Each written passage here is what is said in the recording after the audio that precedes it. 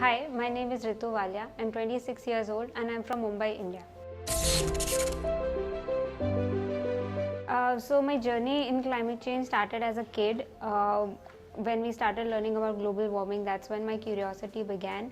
But we were on a tour at this place in a state which is in India, and we saw that a lot of litter, these disposable plastic plates and everything was just disposed where we stopped at a halt, and nobody was talking about it at that point. And I think I was just 12 or 13, but somehow nobody saw it, and I just brought it up with the tour manager that maybe we should have a bin that we carry and then we dispose it off to someplace else. And that's how the journey began. I'll tell you, I'm from Mumbai, and we do not typically have cyclones or that stormy weather on the west coast of India.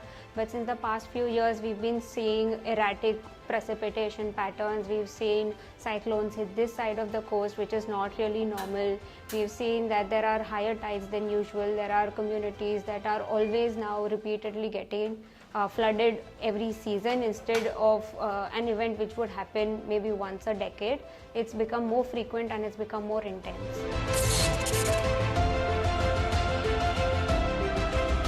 I think the main part of the problem is having a platform to talk about it, because I feel there are a lot of local and isolated actions that are happening.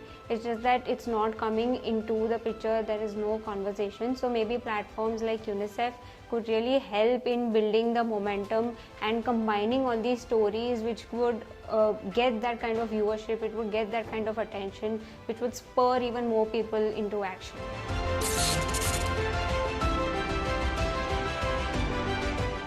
I don't think there is a life in the future if we continue down this path, which, as depressing as it sounds, is a matter of fact. At the moment, the rate at which we are seeing climate change impacts across the world and the magnitude of these impacts, the frequency of these impacts, not just on livelihoods but on very real people, on businesses, on economies, and these are shocks that are increasingly becoming very difficult to come out of. So if we keep on at it, it's going to be very difficult for us to turn back and make this right.